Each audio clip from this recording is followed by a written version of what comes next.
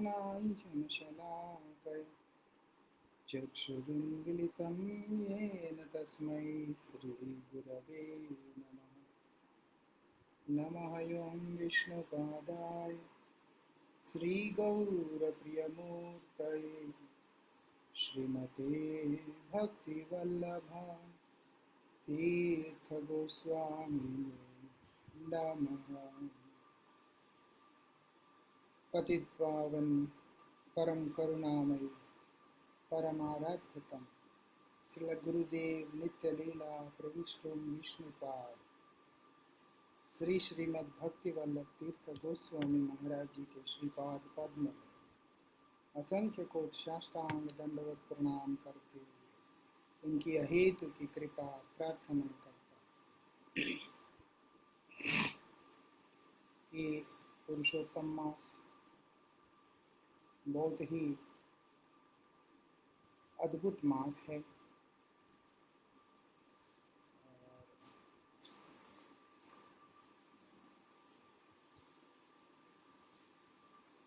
ये पुरुषोत्तम मास बहुत ही अद्भुत और दिव्य मास है। इसके अंतर्गत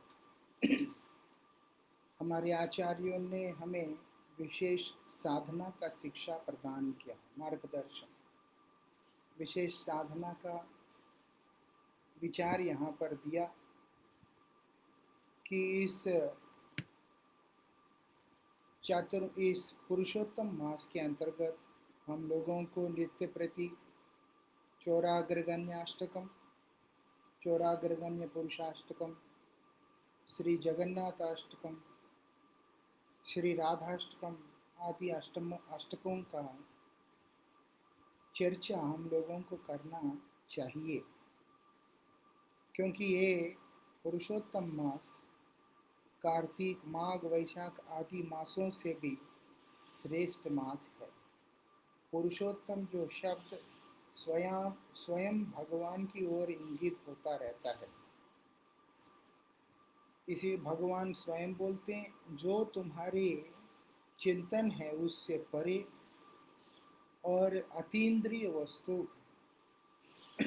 वो कौन हो? वो मैं ही हूँ। तुम अपने प्राकृत इंद्रियों के द्वारा मुझे ना समझ सकते हो, ना तुम अपने प्राकृत इंद्रियों के द्वारा मुझे ग्रहण कर सकते हो।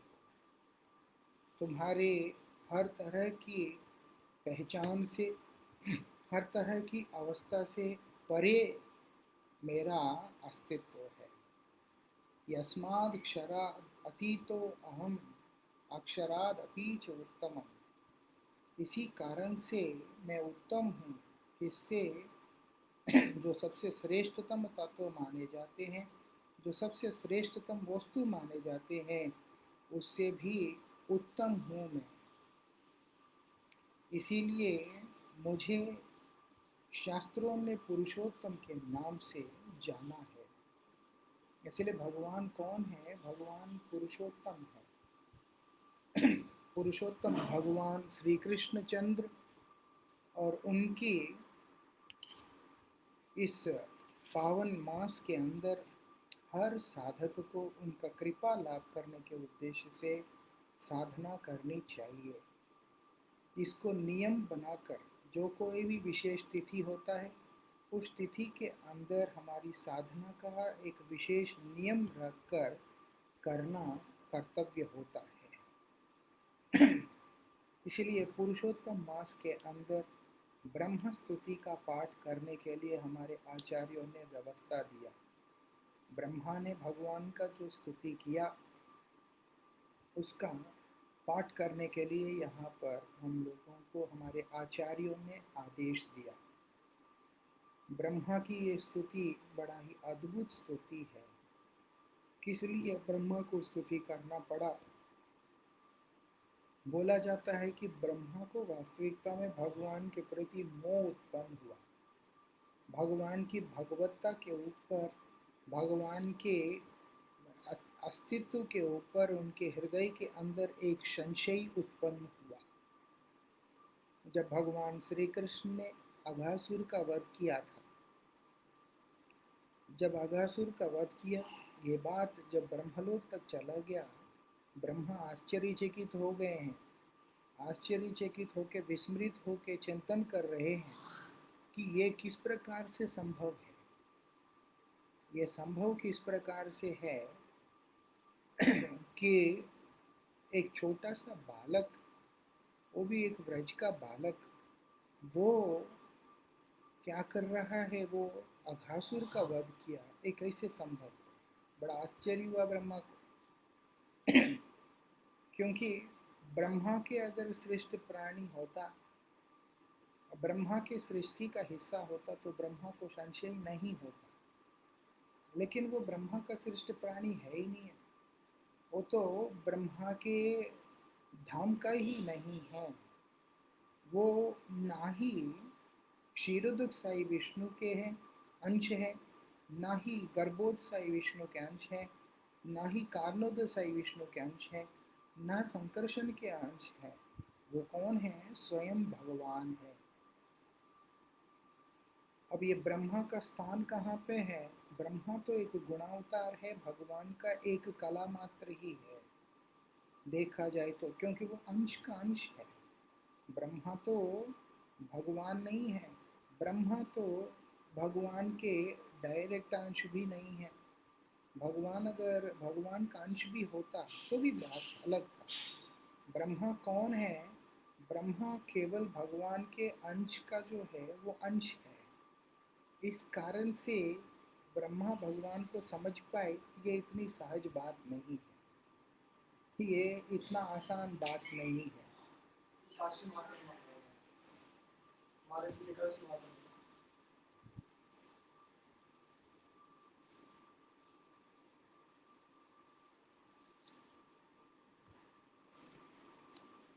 ब्रह्मा जो है वो क्या कर रहे हैं? वो तो भगवान के अंश का अंश है, और ब्रह्मा को केवल इस ब्रह्मांड का सृष्टि का दायित्व दिया गया है। ऐसा तो है नहीं कि ब्रह्मा को जो है अनंत ब्रह्मांडों का सृष्टि का दायित्व है। उनको दायित्व है सिर्फ एक ब्रह्मांड का। ऐसे अनंत ब्रह्मांडों के अंदर अनंत ब्रह्मा का वास है, और अनंत ब्रह्मा अनंत प्रकार से वो अनंत जो भगवान है उनकी सेवा में प्रस्तुत रहते हैं। इसीलिए भगवान से ब्रह्मा उत्पन्न होने के कारण भगवान का जो क्रियाकलाप है उससे ब्रह्मा अवगत नहीं है। ना होने के कारण ब्रह्मा चिंतन करने लगा कि ये कैसे संभव है। भगवान तो बोलते ही है, ना हम प्रकाश सर्वस्य। हर जगह पर तो मैं अपने आप को प्रकाशित करता ही नहीं हूँ। ऐसा नहीं कि मैंने खुद को हर जगह पे प्रकाशित कर लिया। भगवान बोलते मैं तो सर्वत्र अपने आप को प्रकाशित करता हूँ। इस कारण से इस कारण से कि जो कोई भी व्यक्ति भगवान को समझ जाएगा, चाहे वो ब्रह्मा ही क्यों ना हो, ये होता नहीं। ये बात हम लोगों को शिक्षा देने के लिए ही ब्रह्मा ये लीला को की रचना कर रहे हैं। नहीं तो भगवान ने अपने तत्व को ब्रह्मा के सामने प्रकाशित किया था, और भगवान ने और ब्रह्मा ही इस चीज को नारद को, और नारद से व्यास को, व्यास से मध्वाचार्य से होते हुए माधवेंद्र पुरी, ईश्वर पुरी पाद आदि आचार्यों को द्वारा यही धारा बहती हुई, यह दिव्य ज्ञान की परमाराध्य श्रील गुरुपाद पद्म से लेकर के होते हुए आगे बढ़ रहा है। इसीलिए ब्रह्मा आदि गुरु हैं। हम लोग जो ब्रह्म मत गौड़ीय संप्रदाय से हम लोग संबंध रखते हैं, हम लोग ब्रह्म माधव गौड़ीय सारस्वत परंपरा के जो भक्त लोग हैं, मतलब है कि ब्रह्मा जी से चलकर मध्वाचार्य, मध्वाचार्य से चलकर माधवेंद्र पुरी आदि, और वहाँ से चलकर श्रील भक्ति सिद्धांत सरस्वती गोस्वामी ठाकुर, श्रील प्रभुपाद जी के धारा में यह ज्ञान उतरता हुआ आ रहा है। इसीलिए हमारे पूर्व आचार्य आदि गुरु जो ब्रह्मा है उनसे भूल होने की संभावना ही नहीं है। लेकिन वो बतला रहे हैं कि ब्रह्मा का पद प्राप्त करके भी अगर तुम ये अभिमान करते हो वास्तविकता में कि मैंने संपूर्ण ज्ञान को प्राप्त कर लिया भगवान के संबंध में, या भगवान के हर अवतारों के बारे में मैं भली भांति जानता हूँ, तो वास्तविकता में वो केवल तुम्हारा अज्ञान मात्र ही है, इसके अतिरिक्त कुछ और नहीं हो सकता बोलकर हमें सिखाने के लिए ब्रह्मा ऐसी लीला की रचना कर रहे हैं। इसीलिए मोहग्रस्त होने का अभिनय कर रहे हैं। एक सद्गुरु वही होते हैं जो शिष्य को शिक्षा देने के लिए ये संकट शिष्य के ऊपर ना डाल के अपने ऊपर ले लेते हैं। यही उनकी विशेषता कि एक को सिखाना है तो उसको समस्या में डाल करके नहीं सिखाते, खुद को समस्या में डालकर वो उसके माध्यम से वो शिक्षा प्रदान करते हैं। तो आज यहाँ पर ब्रह्मा जी ने भी क्या किया, स्वयं को समस्या में डाला। इसीलिए ब्रह्मा जी ने इसे लीला किया कि उनको मोह हुआ। वो चिंतन कर रहे हैं कि एक ब्रज का बालक नहीं है तो ऐसे कैसे हो सकता है, क्योंकि ब्रह्मादि देवताओं को भगवान ने स्वयं आश्वासन दिया कि मैं आ रहा हूँ, तुम लोग जाओ, निश्चिंत होकर के जाओ, अपने अपने स्थान पे रहो, मैं वहाँ पर अवतीर्ण होऊंगा और मैं क्या करूँगा, अवतीर्ण होकर लीला की रचना करूँगा, धर्म का स्थापना करूँगा। जब स्वयं भगवान के द्वारा इस प्रकार से कथित वाणी को, वक्तव्य वाणी को श्रवण करने के बाद भी ब्रह्मा विस्मृत हो, ये बड़ा आश्चर्य का विषय होता है। क्योंकि उससे पहले ही पूतना को, अघास शक्तासुर को, तृणावर्त को, इन सबको तो भगवान ने तो वध कर डाला और आज अघासुर को भी मार दिया। तो ब्रह्मा जी अब चिंतन करने लगे, एक नंद का ग्वाला भगवान किस प्रकार से हो सकता, ये कोई चमत्कारी बालक है। इस कारण से ब्रह्मा जी भगवान का परीक्षा लेने का विचार बनाते हैं। भगवान का परीक्षा लेना है उनके हृदय में तो ये है ही नहीं। उनके हृदय में यह है कि मैं तो नारायण का अंश हूँ, और मैं नारायण का अंश होने के कारण जब जब नारायण मतलब गर्भोत्साही महाविष्णु, उनके नाभि कमल से निकली हुई वो जो पद्म है उसमें से ब्रह्मा जी का उत्पत्ति हुआ। इसीलिए वो चिंतन कर रहे हैं कि मेरे प्रभु जब भी अवतार ग्रहण करेंगे वो निश्चित रूप से मेरे जानकारी में होगा। ऐसा तो नहीं होगा कि मेरे प्रभु आए हैं और मुझे उसकी जानकारी है नहीं। तो ये अगर मेरा जानकारी से परे है, मतलब है निश्चित रूप से ये कोई मायावी है, ये कोई मायावी शक्ति है, ये भगवान नहीं है। ऐसी चिंतन ब्रह्मा के मन में आया, लेकिन ब्रह्मा ये चिंतन नहीं कर पाया कि वास्तविकता में जो मेरे आराध्य नारायण हैं वो भी इस जो बालक है, ये बालक के अंश भी नहीं है, ये बालक का अंश भी नहीं है। इस तरह का चिंतन उनके ध्यान में आया ही नहीं। क्यों? योग माया के द्वारा जो आवृत रहते हैं उनको कभी इस तरह की कोई भी तत्व का समझ नहीं आ सकता। उनको इस बात का समझ आ ही नहीं सकता कि योग माया के द्वारा आवृत होने के कारण। इसीलिए ब्रह्मा ने क्या किया, परीक्षा लेने का विचार बनाया कि अगासुर को मारा है, भगवान है, तो परीक्षा ले लेते। जब परीक्षा लेने के उद्देश्य से ब्रह्मा जी इस धराधाम में आए, भौम लीला में आए, तो बड़ा आश्चर्यचकित होकर के देखते हैं। क्या देख रहे हैं? कृष्ण सखाओं के साथ में क्रीड़ा कर रहे हैं, उनके उल्टी हाथ में दही चावल रखा हुआ है, ब्रह्मा जी के कृष्ण के उल्टे हाथ में, और एक एक उंगली में अचार लगा हुआ है, कृष्ण उल्टे हाथ से दही चावल को खा रहे हैं और उंगली में लगा हुआ उस अचार को चाट रहे हैं। उल्टे हाथ में भोजन रख के खाना ब्रह्मा का जो दर्शन है उसके हिसाब से उन्होंने यही देख रहे हैं वहाँ पर, ब्रह्मा वहाँ पर इसी बात को देख रहे हैं कि ये शिष्टाचार सदाचार के पालन नहीं कर रहे, मर्यादाओं का पालन ये यहाँ पर नहीं कर रहे। भगवान है तो किस प्रकार से होना चाहिए, मर्यादा होनी चाहिए, वो भगवान का मर्यादा वो वहाँ पर उनको दिखाई नहीं दे रहा। जहाँ गौरव भाव रहता है, जहाँ ऐश्वर्य भाव रहता है, ये स्वाभाविक है कि वहाँ पर प्रेम नहीं होता। इसीलिए प्रेम में जिस प्रकार का अभिव्यक्ति होता है उस प्रकार की जो अभिव्यक्ति को वो उस भाव में अनुभव नहीं कर पाते।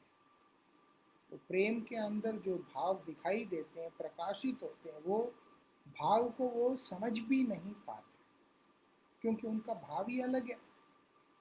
वहाँ पर ब्रह्मा के अंदर ये भाव है कि ये मेरे प्रभु है, मेरे स्वामी है।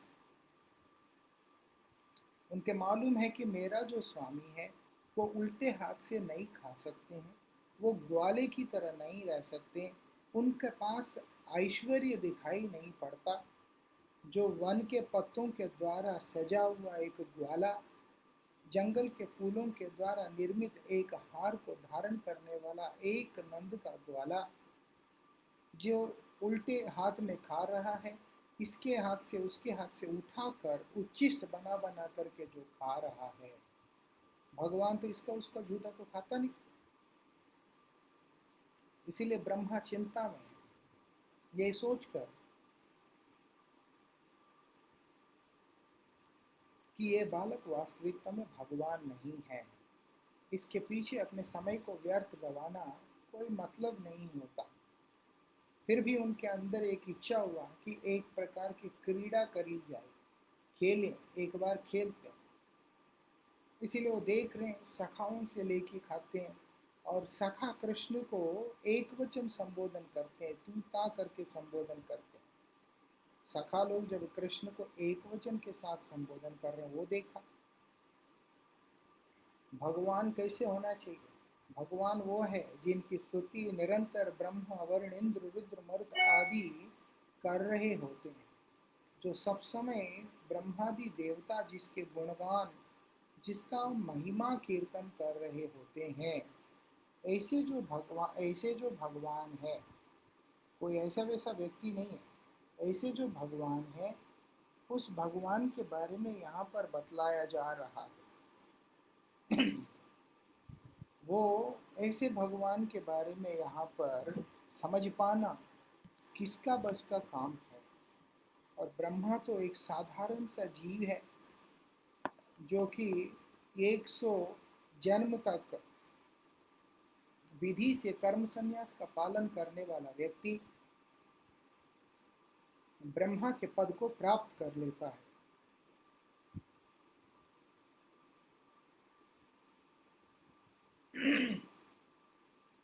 ब्रह्मा के पद को वो लोग प्राप्त कर लेते हैं। अभी इसीलिए ब्रह्मा नहीं समझ पा रहे हैं। और ब्रह्मा क्या करते हैं, कृष्ण की ऐसी लीला को देखकर, क्योंकि भगवान लीला पुरुषोत्तम बन के आए हैं, इससे पूर्व में जो लीला उन्होंने प्रकट किया वो मर्यादा पुरुषोत्तम का लीला प्रकट किया। मर्यादा पुरुषोत्तम में करुण भाव का प्रकाश सर्वाधिक रहा है, वो करुण रस का ही प्रतीक वो उन राम जी की दिव्य लीला है। इसीलिए अगर हम विचार करते हैं तो रामायण के अंदर केवल वेदना है, एक करुण भाव है,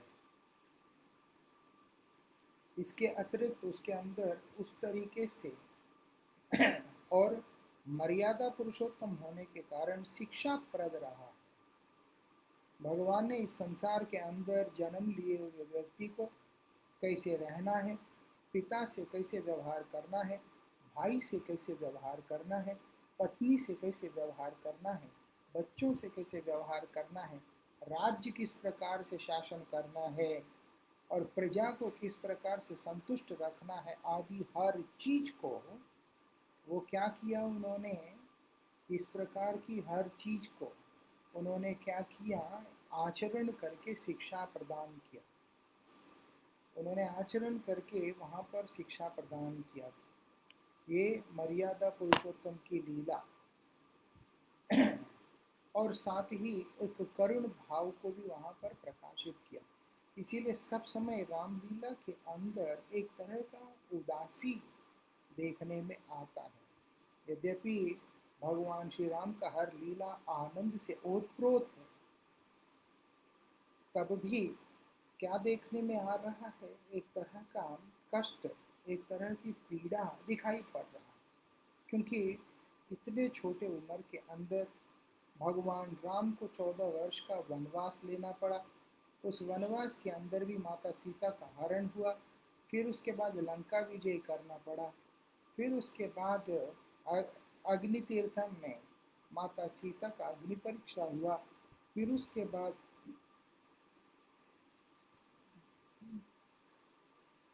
साकेत धाम में लौट के आने के बाद पुनः माता सीता को वाल्मीकि आश्रम में त्यागना पड़ा।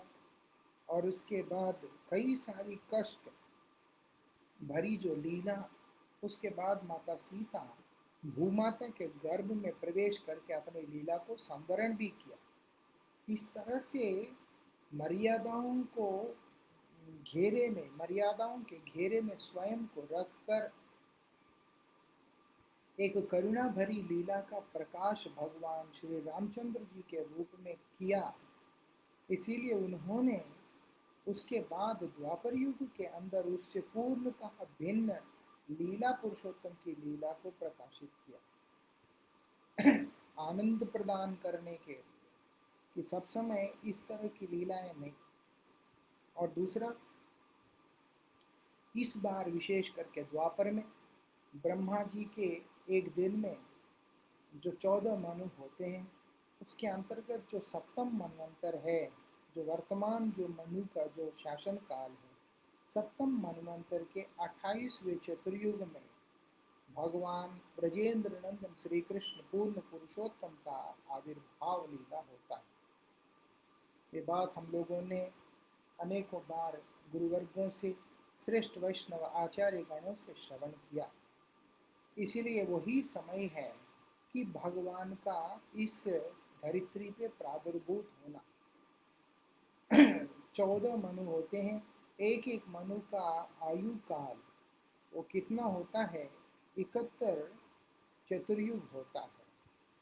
उसमें से 28वां चतुर्युग में आप चिंतन करेंगे तो ब्रह्मा जी के आयु के अंदर भगवान श्री कृष्ण कब आते हैं, मतलब भगवान के एक दिन में एक बार आते हैं और कितने देर के लिए आते हैं, आप चिंतन कर सकते हैं।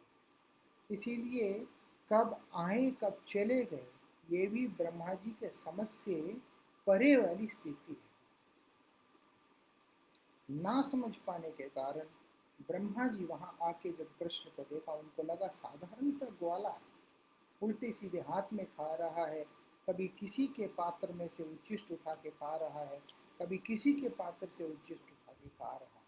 क्योंकि रामलीला में इस तरीके से नहीं कर पाए, वो दशरथ नंदन रहे हैं। इसीलिए एक दशरथ महाराज होने के कारण उनको उस राजोचित मर्यादाओं का उनको पालन करना ही पड़ा, क्षत्रियोचित मर्यादाओं का पालन उनको करना ही पड़ा। लेकिन अब ये श्री कृष्ण ग्वाला बन करके आए हैं द्वापर युग के अंदर और नंदनंदन बन के आए हैं, जिसके चलते उनके अंदर इस तरह का कोई भी ऑब्लिगेशन नहीं है। इसलिए वो स्वयं क्या कर रहे हैं, आज अपने सखाओं के साथ मिलकर, अपने मित्रों के साथ में मिलकर अपने विभिन्न प्रकार के रसिक लीलाओं को प्रकट कर रहे हैं।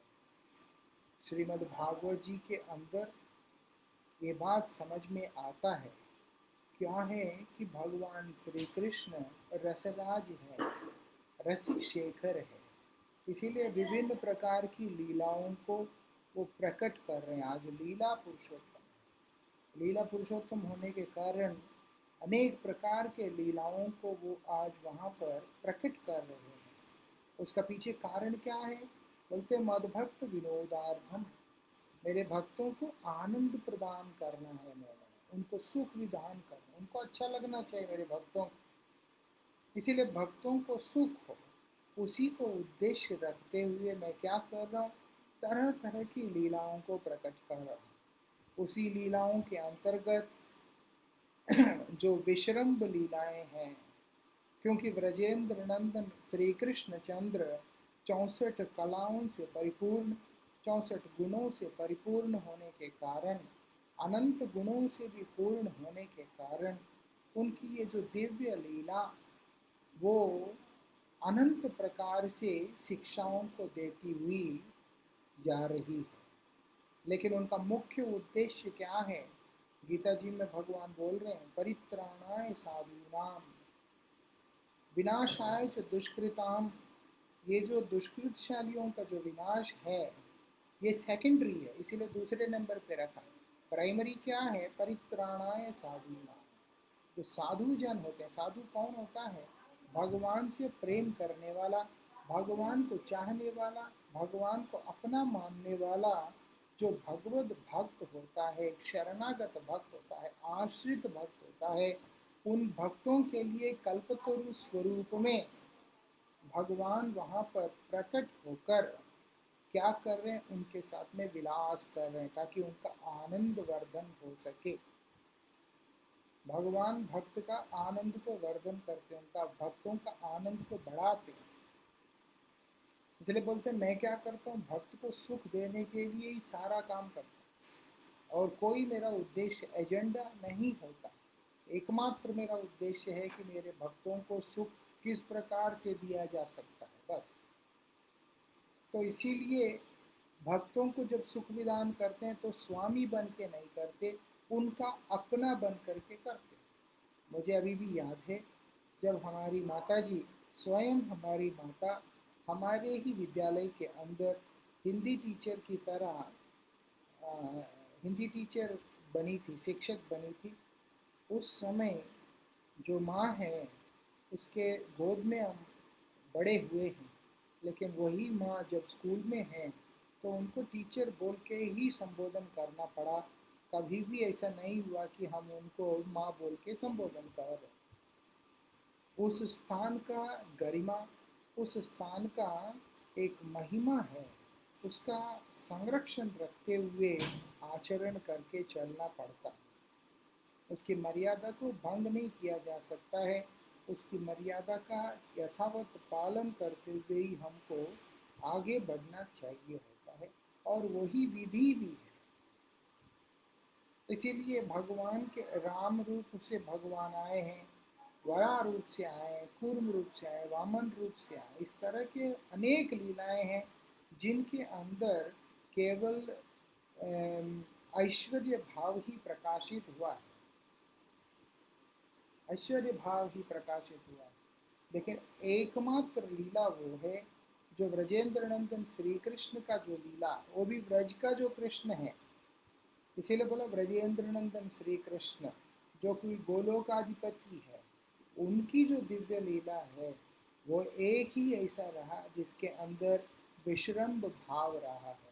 जब श्री कृष्ण मथुरा में चले गए तब वो मथुरा के मां नरेश हो गए हैं, जब वही श्री कृष्ण द्वारिका चले गए तो द्वारिकाधीश हो चुके हैं। वहाँ इस प्रकार का माधुर्य का अभिव्यक्ति नहीं हुआ जो कि केवल व्रज के अंदर हुआ। तो इसलिए भगवान वहाँ पर भगवान बन के नहीं रहे, भक्तों के अपने बन करके रहे। भगवान ने इसीलिए वहाँ पर अपनी भगवत्ता को प्रकाशित कई बार चाहते हुए भी नहीं किया। जब लगा कि नहीं, जहाँ ज़रूरत है करना ही पड़ेगा, वहाँ पे उन्होंने अपनी भगवत्ता का प्रदर्शन अवश्य ही किया। अन्यथा भगवान ने कभी भी अपनी भगवत्ता का प्रदर्शन नहीं किया। क्योंकि ऐश्वर्य भाव से प्रेम शिथिल हो जाता है।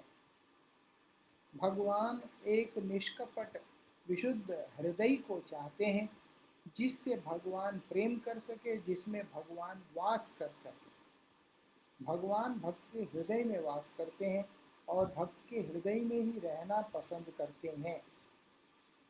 आज ब्रह्मा जी ने क्या किया? ब्रह्मा जी के मन में एक संशय आया। जैसे ही संशय आया तो ब्रह्मा जी ने सोचा इसका निवारण कर लेना अत्यंत आवश्यक है। ब्रह्मा जी ने चिंतन किया, इसका निवारण करना अत्यंत आवश्यक है। इसीलिए ब्रह्मा जी क्या कर रहे हैं वहाँ पर,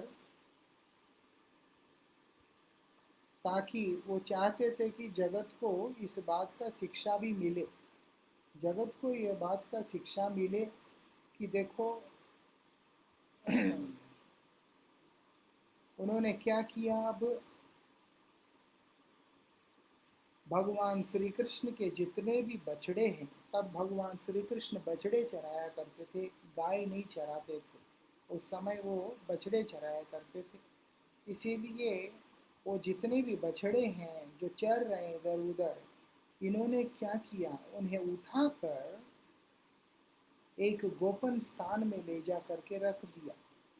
कहाँ पर? सुमेरु पर्वत की गुफा में, जहाँ पर साधारण व्यक्ति का प्रवेश हो ही नहीं सकता। इधर श्री कृष्ण अपनी सखाओं के साथ में बैठकर वन भोजन कर रहे हैं, खा रहे हैं, जंगल में पिकनिक मना रहे हैं। और शब्दों में बोलो तो अभी ये वहाँ जाकर सारे देख रहे हैं कि सायंकाल होने वाला है, लेकिन कहीं पे भी बछड़े दिखाई नहीं दे रहे हैं। तो श्री कृष्ण उनसे कहते कि चिंता ना करो, तुम लोग भोजन करो, मैं क्या करूँगा, मैं जाके बछड़े को ढूंढ के लेके आऊँगा। जब बछड़ों को ढूंढने के लिए श्री कृष्ण आगे गए, पीछे से ब्रह्मा ने सखाओं को भी अप्रकट करके सुमेरु पर्वत की गुफा में उन्हें सुला दिया। अब ब्रह्मा जी श्री कृष्ण को देख रहे हैं कि कृष्ण करेगा क्या। श्री कृष्ण ने क्या किया, वहाँ इधर उधर भ्रमण करते हुए विलाप कर रहे हैं, क्रंदन कर रहे हैं, एक एक सखा का नाम लेकर के क्रंदन कर रहे हैं, रो रहे हैं, दुखी हो रहे हैं, ये बोलकर कि हाय आप सब कहाँ चले गए, आपको मैं कहाँ प्राप्त कर पाऊंगा, मैं कहाँ जाऊंगा तो आप लोग मुझे वापस मिलेंगे। जब श्री कृष्ण इस प्रकार से उनका अनुसंधान करते हुए क्रंदन कर रहे हैं, ये दृश्य को देखने के बाद ब्रह्मा मुस्कुरा उठा। बोलते अगर भगवान होता तो सब कुछ पता होता, इसको तो कुछ भी नहीं पता, इसका मतलब है कि ये भगवान है ही नहीं है, बोलकर ब्रह्मा वहां से निकल जाते। जैसे ही ब्रह्मा वहां से निकलते हैं, अब श्री कृष्ण ब्रह्मा को देख के मुस्कुराने लगते हैं और अपने श्रीअंग में से जितने सखा थे, जितने बछड़े थे, उतने रूप को उन्होंने वहां पर प्रकट किया। आप चिंतन करें तो मालूम पड़ता है एक दो बछड़ा नहीं है, 9 लाख गाय हुआ करते थे। उसमें से अगर नाना करते हुए भी अगर 4 लाख को भी अगर बच्चा नहीं है, 4 लाख गाय कम नहीं होता, मान लो उनका बच्चा नहीं है, फिर भी 5 लाख गाय बछड़े तो होंगे ही। चलो अगर 5 को नहीं है समझते हैं, तो भी अगर विचार करें तो 4 लाख बछड़े तो होंगे ही होंगे।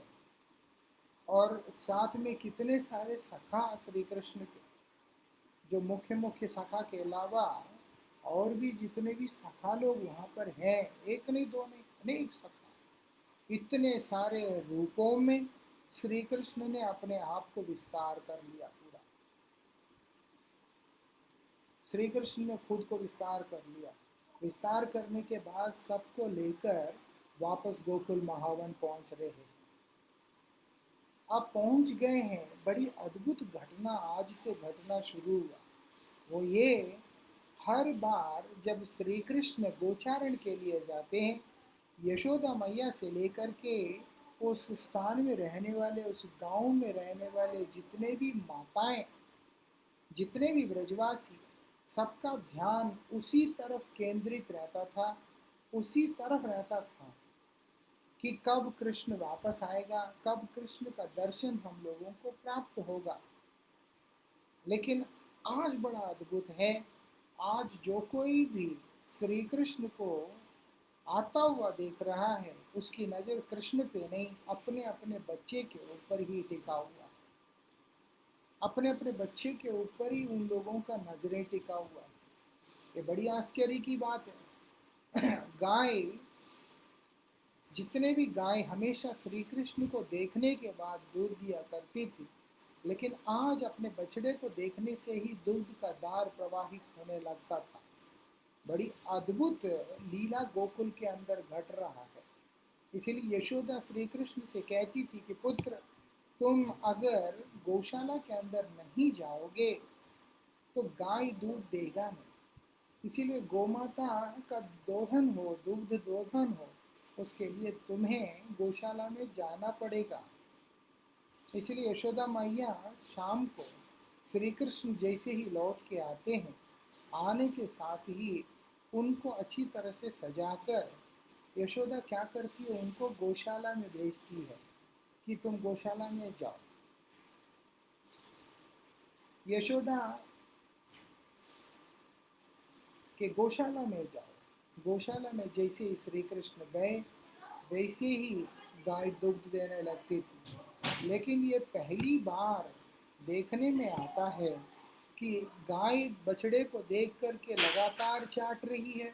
गाय बछड़े को देखने के बाद दूध का धार बहने लग रहा है, और जितने भी ब्रजवासी कृष्ण के घर ही नहीं जा रहे हैं, और कृष्ण की जगह पे वो लोग क्या कर रहे हैं, अपने ही बच्चों को लाड कर रहे हैं। पूरे गोकुल के अंदर ये घटना चलता रहा, किसी को भी समझ में नहीं आया, सिर्फ एक व्यक्ति को छोड़कर। वो कौन है? बलदेव। बलदेव जी गुरु हैं, उनको, उनके सामने भगवान का कोई भी तत्व छिप नहीं सकता। ऐसा कोई चीज नहीं होता जो कि गुरुदेव को नहीं पता होता, भगवान से जुड़ा हुआ वो, क्योंकि तत्वज्ञ है, तत्वदर्शी है, तत्व को जानने वाला, इसीलिए उनको सब पता हो। बलदेव जी ने जाके देखा कि हो क्या रहा है इधर। जैसे देखा, बलदेव जी को समझ में आया कि श्री कृष्ण ही सभी घर के अंदर बैठा हुआ है, पूरा गोकुल के अंदर। किस लिए बैठा?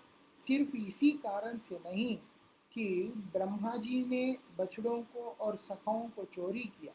इसका मुख्य कारण ये है कि जितने भी गोकुलवासी हैं, वो लोग सब देखते हैं कि कृष्ण जब गोचारण के लिए जाते हैं, तभी हमें कृष्ण का साक्षात्कार मिलता है, और जब श्री कृष्ण गोचारण से लौट के आते हैं तभी हम उनको देख पाते हैं। बाकी समय में यशोदा कभी बाहर ही नहीं आने देती, इसलिए कृष्ण दर्शन नहीं होता। ऊपर से श्री कृष्ण को हम लोग सेवा करना चाहते हैं, लेकिन उसका भी सुयोग हम लोगों को प्राप्त नहीं होता। कृष्ण का सेवा हम करना चाहती हैं, उनको दुग्ध पान कराना चाहती हैं। ब्रजवासी माताएं इच्छा करती है श्री कृष्ण को वे अपने दुग्ध पान कराना चाहती है, ये सब करना चाहती, माखन खिलाना चाहती है, दही खिलाना चाहती है, ये सब करना चाहती है। लेकिन यशोदा के घर में 9 लाख गाय होने के कारण, और यशोदा का श्री कृष्ण के प्रति ममता इतना ज़्यादा होने के कारण कि किसी का भी सेवा को वहाँ पर ग्रहण करने के लिए कोई ऐसी व्यवस्था है ही नहीं। श्री कृष्ण विरह के द्वारा उत्पीड़ित असंख्य अनंत भक्तों को आह्लाद प्रदान करने के उद्देश्य से भगवान ने ब्रह्मा को प्रेरित किया इस प्रकार से कार्य में प्रवृत्त होने का।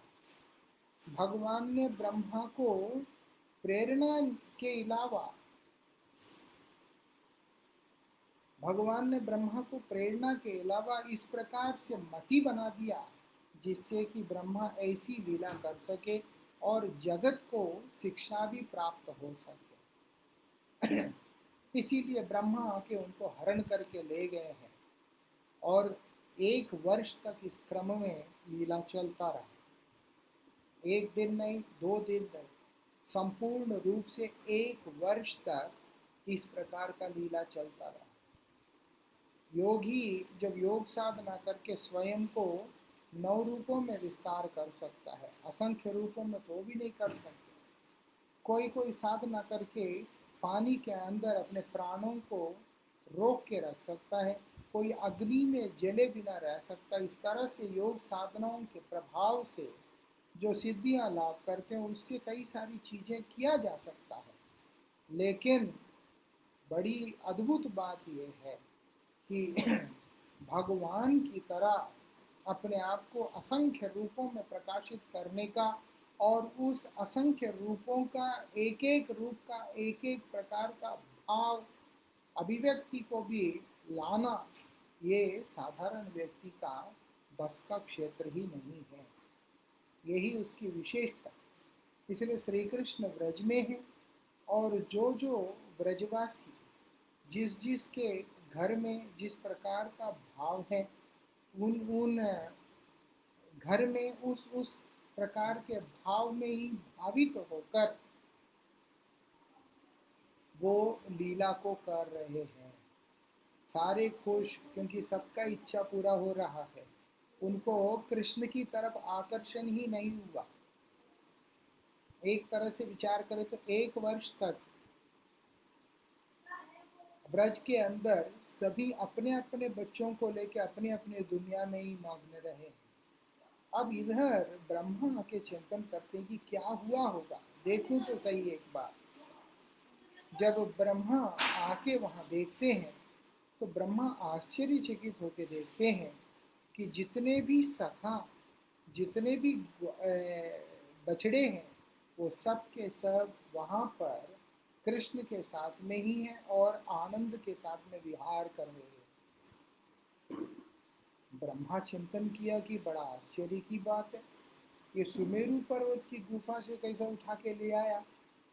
हो ना हो माया भी तो है ही है, तो इसीलिए कुछ तो माया किया, कुछ तो जादू किया होगा और इसीलिए वहां से ये उठा करके ले आया।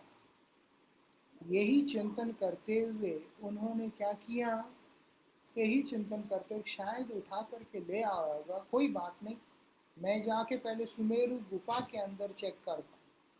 फिर जब ब्रह्मा जी ने सुमेरु पर्वत की गुफा में जाके देखा, ये सारे ग्वाल बाल और बछड़े वहां पर अचेत अवस्था में पड़े हुए हैं। इस चीज को देखने के बाद ब्रह्मा विस्मृत हो गया, भयभीत हो गया, डर गया एकदम। ब्रह्मा जी ऐसे डर गए हैं कि ये क्या हुआ, उधर भी दिखाई दे रहा है, इधर भी दिखाई दे रहा है। तो ब्रह्मा जी के 4 सिर हैं, तो एक ही साथ में एक सिर से इधर देख रहे हैं, एक सिर से उधर देख रहे हैं। ये सब देखने के बाद ब्रह्मा को बहुत बड़ा भय उत्पन्न हुआ और ब्रह्मा ने क्या किया, उसी समय अपने भूल को समझकर हरिपाद पद्म का शरण ग्रहण किया। कितना भी बृहद से बृहद अपराध क्यों ना हो, भगवान के श्री चरणों में जाकर आश्रय लेने पर भगवान परम दयालु होने के कारण भगवान उसे बड़े ही बृहद जो हृदय है उनका फैला हुआ विशाल हृदय से उसको क्षमा करके अपना आश्रय प्रदान कर दें। ब्रह्मा जी आज कृष्ण वहाँ पर बैठे हैं और ब्रह्मा जी वहाँ पे आके उनको देख रहे हैं। जब दूर से देख रहे हैं दंडवत करके भयभीत हो गए, तो कृष्ण बैठे हुए हैं, चारों तरफ उनके सखा और बछड़ा आदि बैठे हुए हैं और कृष्ण उन सब के मध्य में वही भोजन ग्रहण करने की लीला को कर रहे हैं। और ब्रह्मा जी के देखते देखते जितने भी सखा इत्यादि है सब ने नारायण का रूप धारण किया। सीधा भी अंदर जा सकते थे लेकिन उन्होंने नारायण का रूप धारण किया, उनका रूप बदल के नारायण का रूप धारण किया। जैसे ही नारायण का रूप धारण किया, ब्रह्मा जी आश्चर्यचकित होकर देख रहे कि ये तो मेरा तो स्वामी है, ये नारायण मेरा स्वामी है। उस तरह से इनका एक एक दास जो है, इनके एक एक सेवक, इनका एक एक भृत्य जो है वो एक एक नारायण है। बहुत सारे नारायण दिखाई दे रहे हैं। मैं तो उस नारायण में से एक नारायण का अंश से संभूत हूँ। और ज्यादा डर गया। डर के जब थोड़ा आगे आ रहे हैं और भगवान के पाद पद्म में गिरना चाहते हैं और गिर भी जाते हैं, और क्या देख रहे हैं आश्चर्य पे, कि जितने भी नारायण स्वरूप है वो सब भगवान श्री कृष्ण में एक एक करके प्रवेश कर रहा है। भगवान ब्रह्मा को बिना बताए शिक्षा दे रहे हैं कि ये सब मेरा ही अंश है, ये मुझसे भिन्न नहीं है और मुझसे स्वतंत्र भी नहीं। इसीलिए नारायण सारे उनके अंदर प्रवेश कर रहे हैं, और शेष में ब्रह्मा जी देख रहे हैं कि कृष्ण अकेले ऐसे ही खड़े हुए हैं बस। अब ब्रह्मा भगवान के पाद पद्म में आश्रय लेकर उनकी दिव्य स्तुति को वहां पर कर रहे हैं। उसी स्तुति को हम लोग कल से श्रवण करेंगे, क्योंकि ये इसको श्रवण करना विशेष करके पुरुषोत्तम मास के अंदर हमारे लिए परम कर्तव्य है। उसी से हमारा परमार्थ शोधन होगा, हमारा यह सुख भी ठीक से चलेगा। क्योंकि मोहग्रस्त व्यक्ति के जीवन में कभी सुख को प्राप्त करने की संभावना ही नहीं। जो व्यक्ति भगवान के संबंध में मोह रखता है, मोहग्रस्त रहता है, वो व्यक्ति किस प्रकार से अपना आत्म कल्याण को कर पाएगा। इसलिए मोह मुक्त रहना पड़ेगा। मोह जन्मने से क्या होता है? मोह जन्मिया अनित्य संसारे जीव के कराए गधा। जब आदमी भगवान की भगवत्ता के ऊपर विश्वास नहीं कर पाता है, तो ये स्वाभाविक है कि उसके अंदर ये संसार के प्रति मोह हो जाता है, बंधन हो जाता है, आसक्ति हो जाता है। इसलिए भगवत विमुक्ता ही परम दुख का कारण है। उससे हम लोगों को बचना चाहिए। उसी के लिए ब्रह्मा जी प्रार्थना कर रहे हैं भगवान के चरणों में कि मैं ब्रह्मा हूँ, अल्पबुद्धि होने के कारण मैं इस प्रकार का क्षुद्र काम कर बैठा, आप मुझे क्षमा करें। मैं आपके सामने सम्मुख में खड़े रहने के लिए भी भयाक्रांत हूँ। बोल के ब्रह्मा क्या बोल रहे हैं, इस अध्याय का सारांश के साथ में कल से हम लोग इसको श्रवण करेंगे। जय राधे श्याम। हरे कृष्णा। वंशा कल्पतरुभ्यश्च कृपा सिंधुभ्यैव च पतितानां पावनेभ्यो वैष्णवेभ्यो नमो नमः। ये प्रवचन 45 मिनट से लेके 50 मिनट के मध्य ही होगा, इससे अधिक नहीं होगा। हरे कृष्ण।